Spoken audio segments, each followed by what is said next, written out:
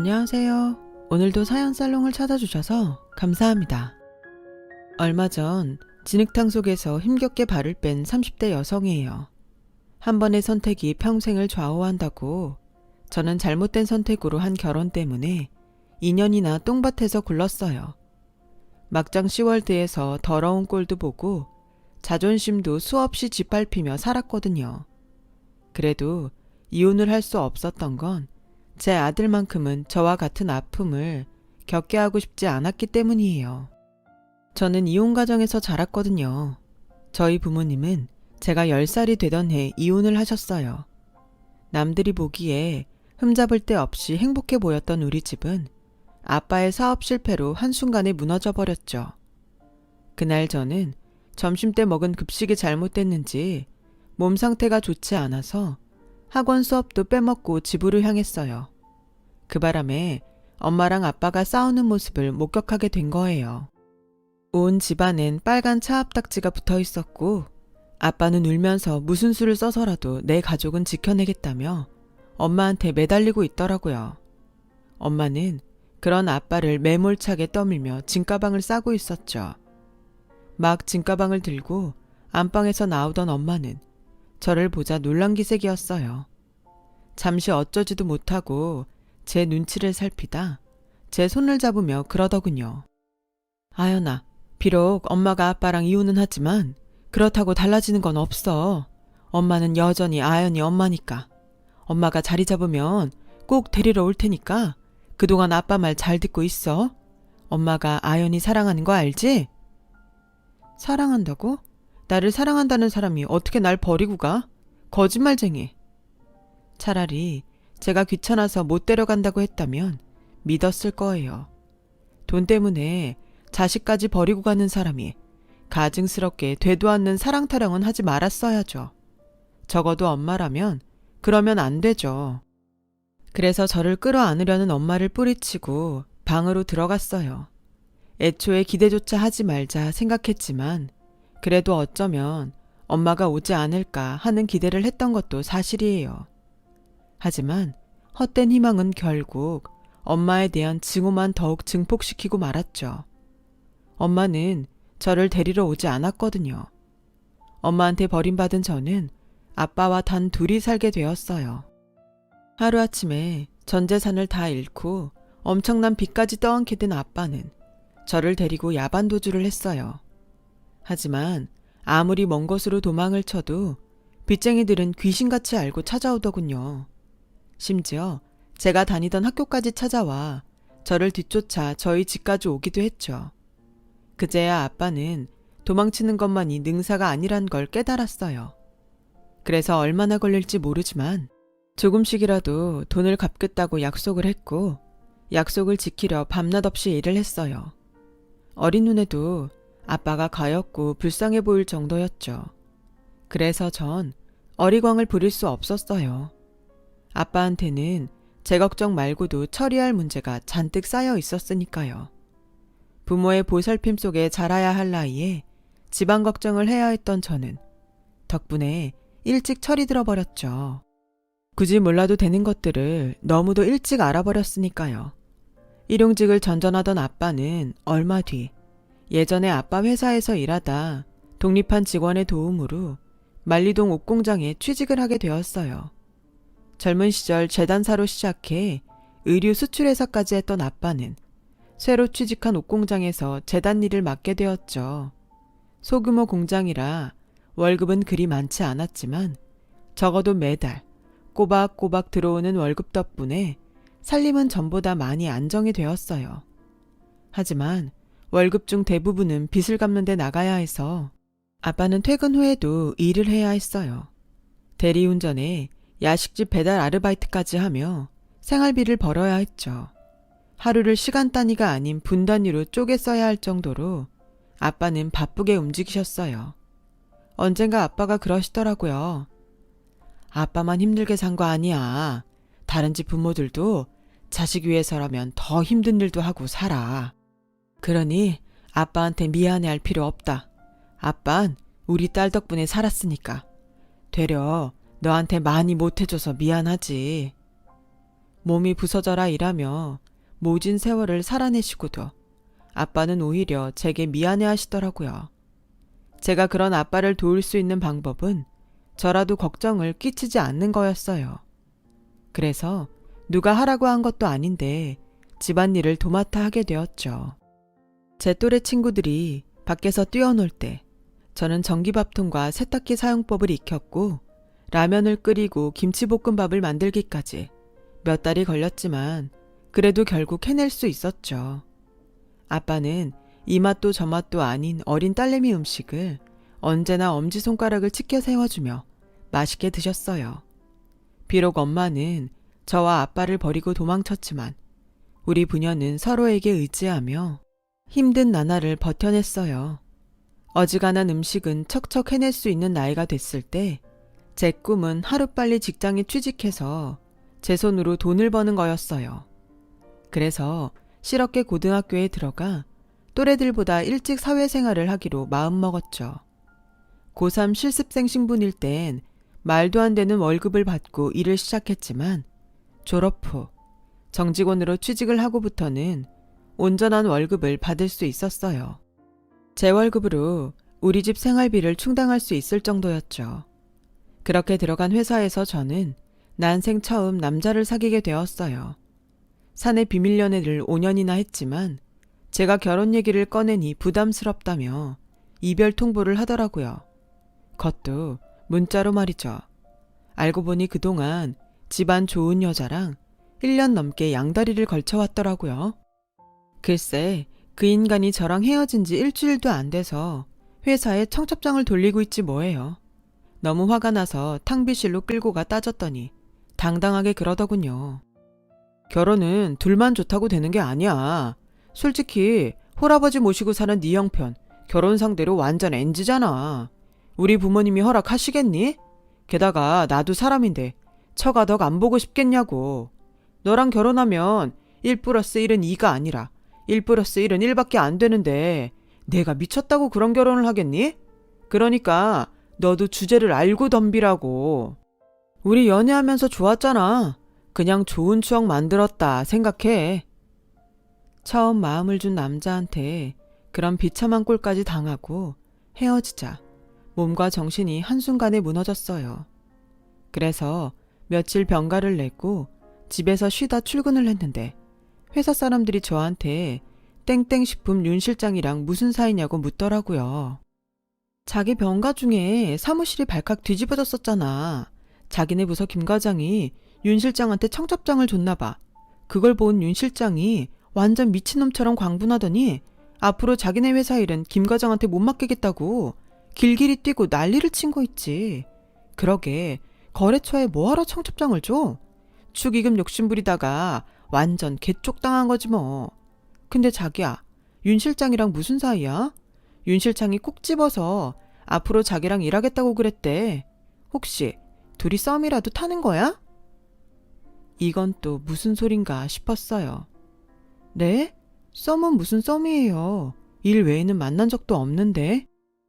암튼 그 일로 제게 뒤통수를 쳤던 전남친 김 과장은 사장실에 불려가 엄청 깨졌고 땡땡식품 일은 사원에 불과한 제게 넘겨졌어요. 솔직히 좀 고소하더라고요. 어쨌거나 제 입장에선 손 안 대고 복수를 한 셈이었으니까요. 윤 실장은 땡땡식품 사장 아들로 저희 회사 입장에선 알토란 같은 고객이었죠. 비록 회사 규모가 크지는 않았지만 홍보 책자부터 제품 포장 케이스까지 모두 저희 회사에 맡기고 있었거든요. 그런 거래처 사장 아들한테 밉보였으니 전남친은 꽤나 곤란한 상황이었죠. 그 후로 회사에선 결혼식 얘기는 입도 뻥긋 못할 정도로요. 그런데 세상에 이 일이 다 저 때문에 일어난 일이지 뭐예요. 윤 실장님이랑 업무 관계로 미팅을 했는데 대뜸 그러더라고요. 아연씨, 이제 속 좀 시원해요. 내가 김 과장한테 복수해줬잖아요. 두 사람 그동안 사귀었던 거 알아요. 내가 회사 근처에서 몇 번 봤거든요. 처음엔 청첩장을 보고 아연씨랑 결혼하는 줄 알았는데 다른 사람이더라고요. 순간 빡이 도는데 와, 내가 이래봬도 한정이 하거든요. 같은 남자로서 난 그런 인간들 정말 혐오해요. 사람이 의리가 있어야지. 어때요? 고맙죠? 고마우면 언제 밥 한번 사요.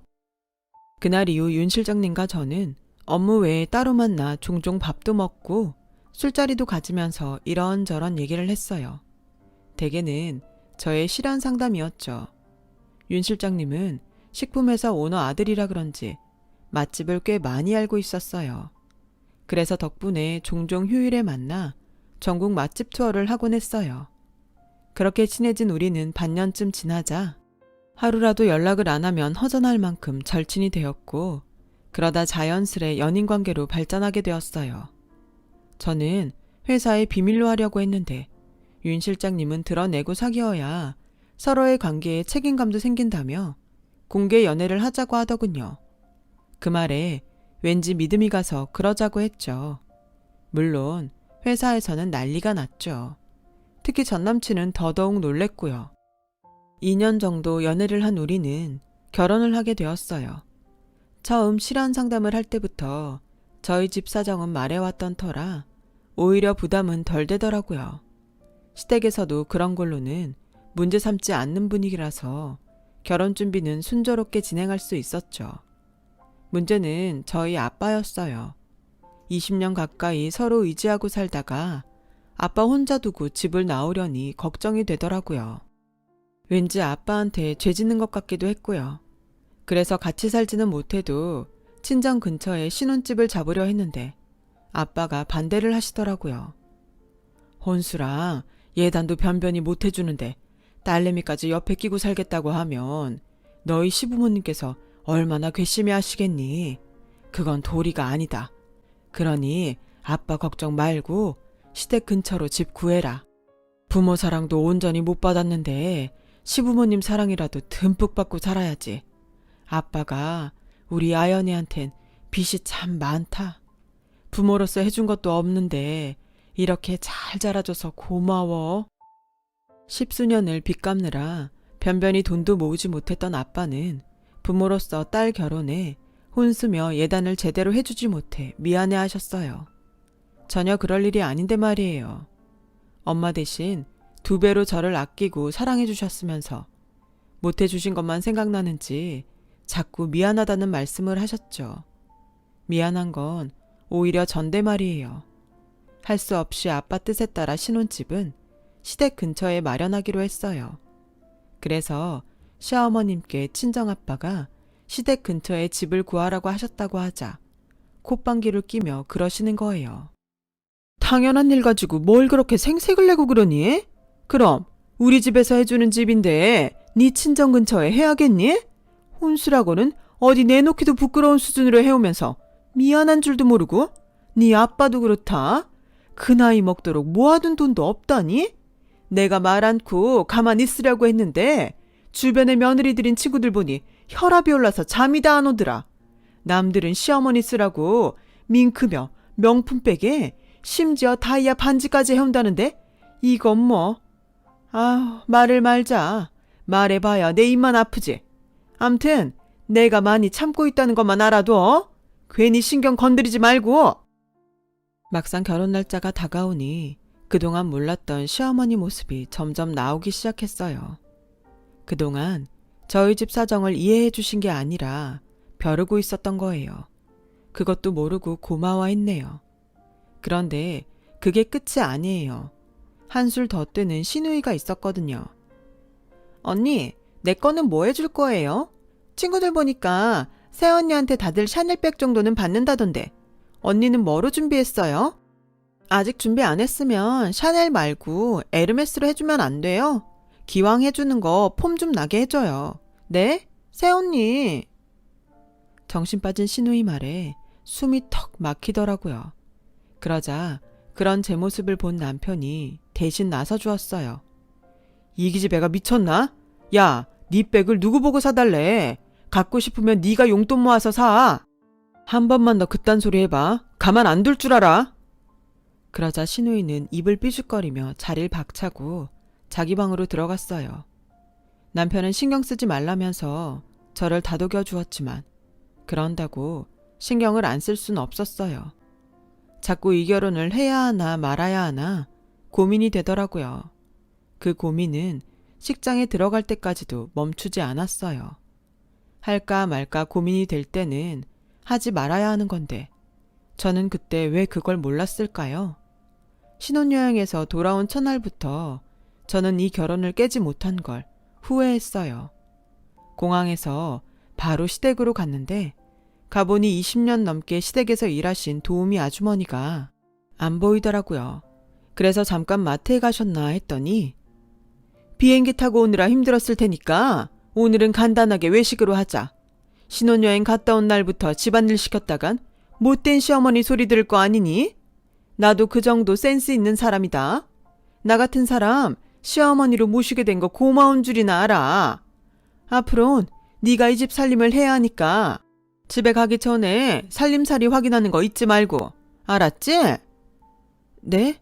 그게 무슨 말씀이세요? 저보고 여기 살림을 맡아 하라고요? 도우미 아주머니 계시잖아요. 예, 지금 무슨 소리를 하는 거야? 며느리까지 들였는데 왜 돈 주고 남을 부려? 너 아주 웃기는 애다. 돈도 없는 집구석에서 자란 주제에 어쩜 그렇게 돈 쓸 궁리만 해? 너 우리 집 살림을 거덜낼 작정이니? 아니면 돈 없이 산 한풀이 하려고 내 아들 꼬셔 시집 온 거야? 암튼 출근 전에 와서 아침 차리고 퇴근하는 대로 와서 저녁 차려. 네 친정에서 제대로 배우고 오내면 내가 이러니? 보고 배운 게 없으니 나라도 가르쳐야 할 거 아니니? 네 친정에서야 어쩌고 살았는지 몰라도 우리 집은 예와 법도를 중시하는 집이니 명심해. 시어머니는 말끝마다 저의 친정 탓을 하셨어요. 그냥 제가 가풍 익히도록 가르치려고 그런다고 하시면 될걸. 꼭 사람 가슴에 비수 꼽는 말로 하시곤 했죠. 말이 아다르고 어다르다고 같은 말도 꼭 사람 기쁜 나쁜 말만 골라 하시는 것처럼요. 싫어도 할 수 없다. 네가 워낙 보고 배운 게 없으니 나라도 가르쳐야지. 칼질이며 채로 손질이며 네가 뭘 알겠니? 아휴, 늦음하게 웬 고생인지. 따지고 보면 너 며느리로 들이고 제일 피해본 건 나다. 네가 멀쩡한 가정에서 태어났다면 널 가르칠 이유가 있겠니? 네 친정엄마가 쌓은 똥을 내가 치우는 셈이지 뭐. 안 그러니?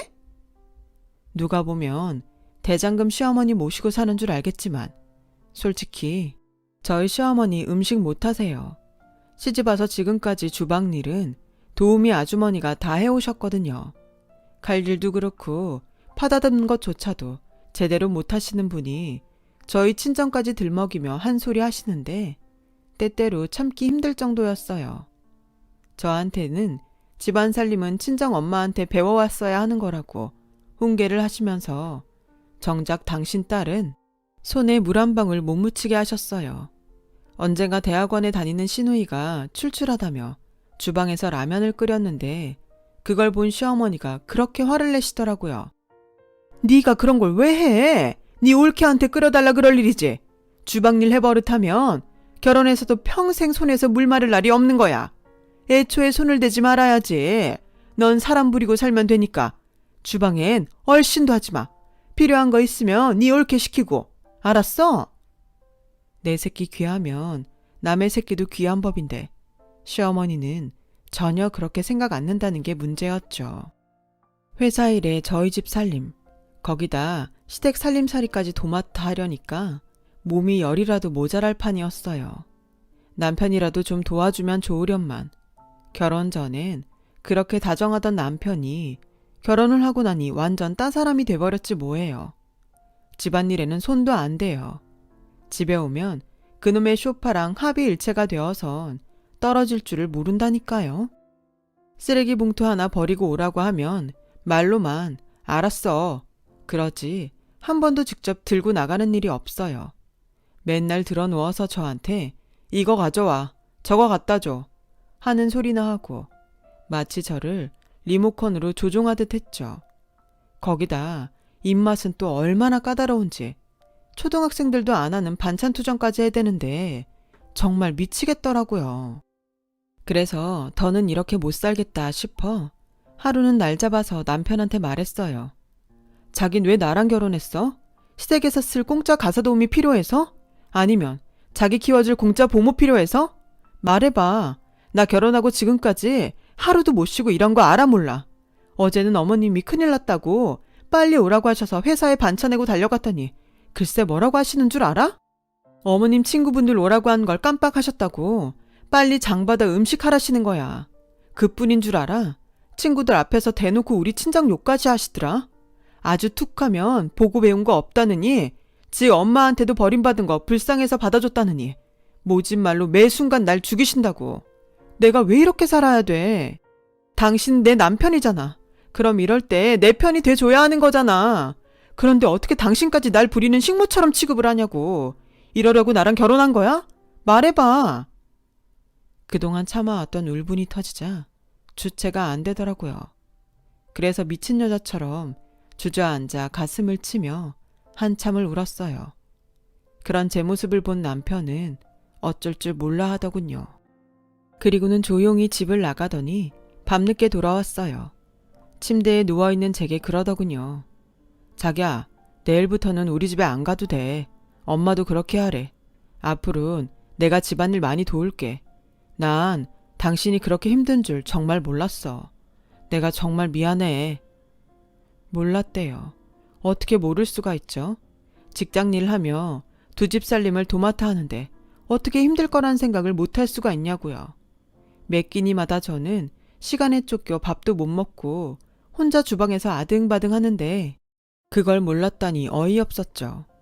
하지만 지금이라도 남편이 중재를 해준 덕에 시댁 가사일에서 해방이 될 수 있어서 그나마 다행이다 싶었어요.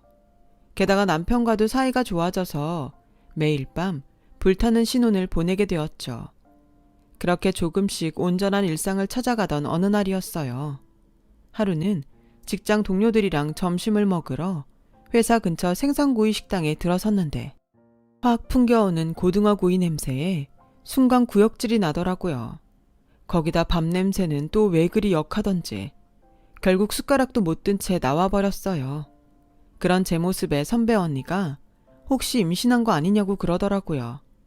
원래 생리불순이라 주기가 일정치 않아서 테스터를 사서 해봤어요. 그랬더니 선명하게 두 줄이 나온 거예요. 제 임신 소식에 남편은 바닥에 주저앉으며 가슴을 쓸어내리더라고요. 그 반응이 좀 이상하다 했는데 글쎄, 아, 다행이다. 자기 임신 안 될까봐 그동안 얼마나 가슴을 졸였나 몰라. 이번 일로 집에다 당신이 임신해서 안정을 취해야 한다고 거짓말을 했었거든. 중간에서 말도 못하고 얼마나 힘들었는데. 그래도 하늘은 스스로 돕는 자를 돕는다고 내 노력이 헛되진 않았네. 한마디로 그간 끈끈한 부부에는 저를 임신시키려는 남편의 노력이었던 거였어요. 기분이 찜찜하긴 했지만 그렇게라도 저를 도우려는 남편의 노력이 가상해 참을 수밖에 없었죠. 제 임신 소식에 떳떳해진 남편은 시댁에 가서도 큰 소리 떵떵 치며 어깨를 펼 수 있었어요. 어디로 가든 서울로만 가면 된다는 말처럼 그렇게요. 물론 이런 상황을 모르는 시댁에선 제가 임신 8개월 차에 들어섰을 때부터 출산할 때가 지났는데 왜 애가 안 나오냐며 닥달을 하셨지만요. 그렇게 시댁 계산으론 12개월이 지난 어느 날 저는 출산을 했어요. 3.2kg의 사내아이였죠. 팔은 안으로 굽는다고 저한테는 그렇게 야박하고 심술맞게 굴던 시댁 식구들은 제 아이에게만큼은 더없이 좋은 할머니, 할아버지와 고모였어요. 내 아이가 가족들한테 사랑받는 걸 보니 제 마음이 다 훈훈할 정도였죠. 거기다 손자를 품에 안고 세상 누구보다 기뻐한 사람이 있었어요. 바로 저희 아빠였죠. 시댁 눈치가 보여 자주 오시지는 못했지만 오실 때마다 평소에 하나 둘 사모으신 유아용품을 한가득씩 가져오셨죠. 아이가 서너 살은 돼야 쓸 수 있는 장난감부터 그림책, 거기다 과자까지 비록 당장은 쓸 일이 없는 것들이었지만 거기엔 손주를 위한 할아버지의 마음이 가득 담겨 있어서 팬트리에 고이 모셔두었어요. 그런데 그걸 하필 시어머니가 발견을 한 거예요. 친정아빠가 보내주신 거라고 말씀을 드렸는데도 기어이 죄다 꺼내선 쓰레기 봉투에 담지 뭐예요. 하여간 누가 없는 집 아니랄까봐 어디서 사도 이런 걸 사왔어. 아니, 이딴 걸 갓난쟁이가 뭐에 쓴다고 구질구질하게 사들고 와. 쓰레기 버리는 값만 더 나가게. 어쩜 니네 친정은 하등 쓸모가 없니? 이런 걸 뭐하러 사와? 차라리 돈으로 주고 갈 일이지. 가시돋친 말로 제 가슴을 후벼 파면서 시어머니는 기어이 저희 아빠가 사온 유아용품을 죄다 버리셨어요. 어머님이 돌아가신 뒤 달려내려가 쓰레기장에서 아빠가 보내준 물건들을 주워오는데 그렇게 눈물이 나더라고요. 그런데 하필 그 모습을 손자를 보러 저희 집을 찾았던 아빠가 보신 거예요. 아빠, 오해야. 아직 쓸 때가 안 돼서 내가 팬트리에 넣어둔 걸 어머님이 쓰레기인 줄 알고 버리셨다나 봐. 내가 진작에 말씀드려야 했는데 깜빡 잠이 드는 바람에 못했거든. 그러니까 너무 마음 상해하지 마. 서툰 거짓말로 변명을 해댔지만 아마 아빠도 아셨을 거예요. 그 후로는 저희 집에 잘 안 들리시고 오실 때도 유아용품 대신 저 먹을 빵이며 과일 등을 사오셨거든요. 아빠에 대한 미안함이 내내 가슴에 걸려 있었지만 해보지 않은 육아를 하다 보니 몸도 마음도 지쳐서 그 일은 점점 잊어버리고 말았어요. 그렇게 아빠의 발길은 점점 뜸해졌고 제 아이는 세도를 맞이하게 되었죠. 시댁 식구들과 아이 생일 잔치를 하고 집으로 돌아오는데 아빠가 저희 집 앞에 서 계시더라고요. 손에는 손주한테 줄 야구 글러브와 야구공이 들려 있었어요. 눈치 없는 남편은 그걸 보고 깔깔대며 아버님, 우리 시우 이제 겨우 3살이에요. 이건 너무 이르잖아요. 손주한테 너무 무심한 거 아닙니까? 아빠는 그 말에 빙그레 웃으시며 나중에 크면 주라고 사왔다며 선물만 지어주시곤 발길을 돌리셨어요. 기왕 오신 거 하룻밤 주무시고 가시라고 붙잡는데도 아침 일찍 약속이 있어서 안 된다며 가셨죠. 그런데 그게 마지막이 될 줄 누가 알았겠어요. 다음 날 남편 출근 준비에 아이 젖 먹이고 씻기느라 아침도 거르고 이제 막 점심을 먹으려는데 아빠 직장 동료분한테 전화가 왔지 뭐예요. 출근을 안 해서 집에 와보니 글쎄 세상을 떠나셨더라고 말이에요. 꿈인 줄 알았어요. 분명 어젯밤까지 멀쩡히 다녀가신 아빠가 어떻게 하룻밤 사이에 돌아가셔요? 그런데 병원으로 달려가 보니 의사가 그러더라고요. 대장암 진단을 받은 지 꽤 되셨는데 몰랐었냐고요. 이미 손 쓸 수 없는 상태라 집에서 마지막 정리를 하시겠다고 했었다고요. 그때야 알았어요. 아빠가 마지막으로 저와 손자를 보러 오셨다는 걸요. 상복을 입고 아빠 빈소를 지키는데 영정사진 속 아빠를 보니 아빠한테 너무 미안해서 눈물만 나더라고요. 혼자서 빚 갚으랴 어린 딸 돌보랴. 정작 당신 몸은 챙기지도 못하고 고생만 하다 가신 아빠가 가여워서 가슴이 찢어지는 것 같았어요. 장례식장을 찾아온 아빠 동료분들이 이러다 쓰러진다며 빈소는 남편한테 맡기고 잠깐 들어가 쉬다 오라고 하시더라고요. 그런데 조금 전까지 옆에서 상주 노릇을 하던 남편이 보이지 않는 거예요. 그때였죠. 어디선가 낯익은 냄새가 풍겨오더라고요. 짜장면 냄새였어요. 장례식장에서 그 냄새가 날 리가 없는데 웬일인가 싶었죠. 그래서 냄새를 따라가 봤는데 글쎄 남편과 시댁 식구들이 모여 앉아 짜장면에 탕수육까지 시켜 먹고 있지 뭐예요. 거기다 시아버지는 저를 보자 대뜸 이러는 거예요. 아가, 여기 빼갈은 없냐?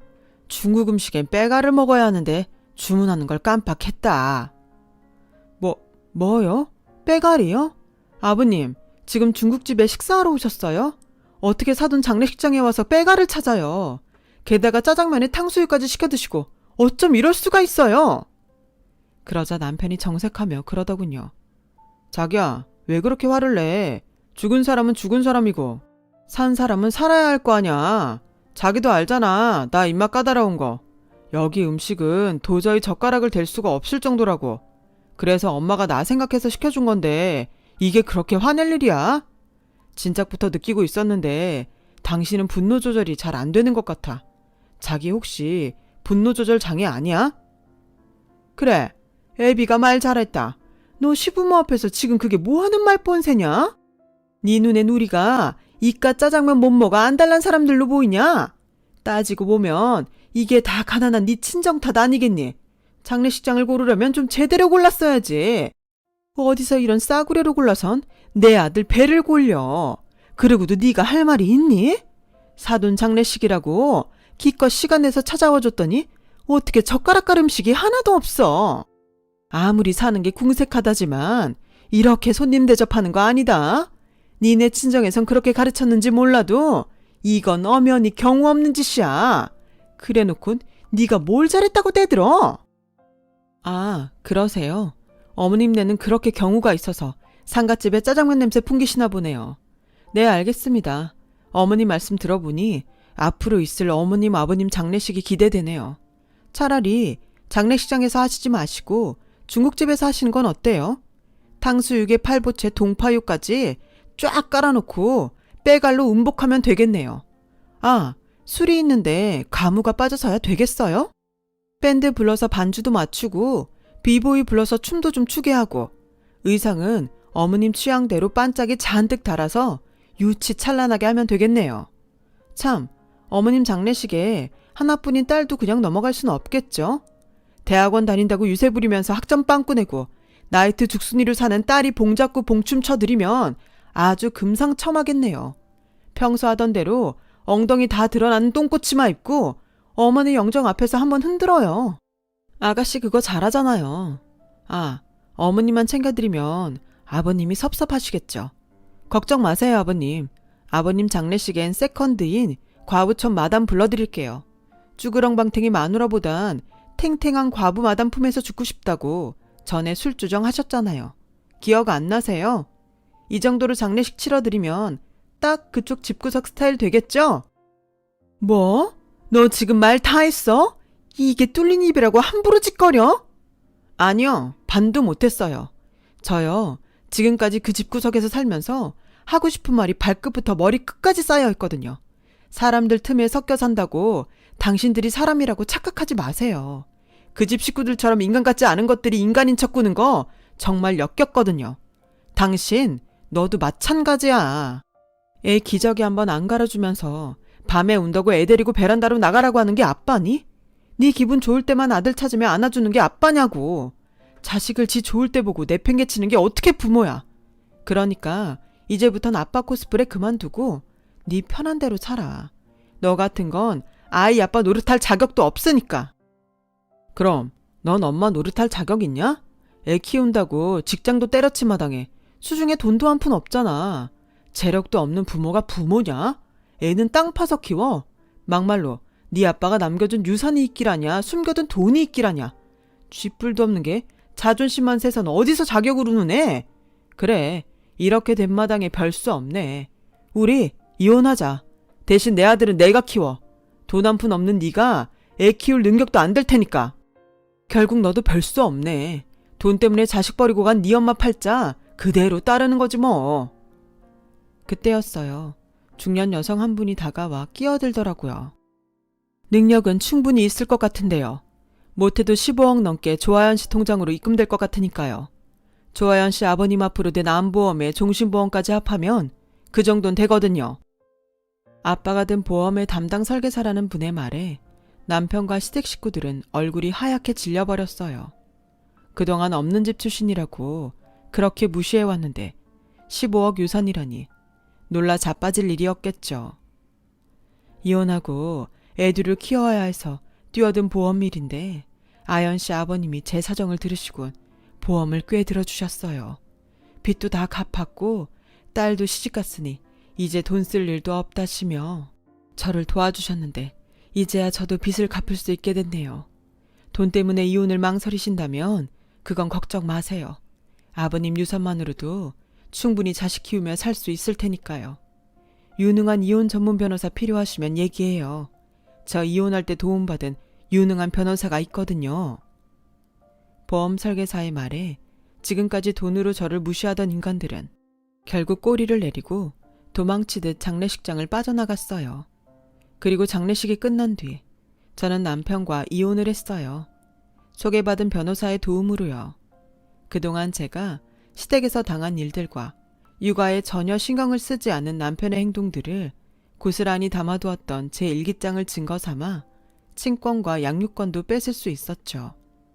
비록 저희 부모님처럼 저도 이혼을 하게 되었지만 그래도 저희 엄마와는 다른 삶을 살 자신이 있어요.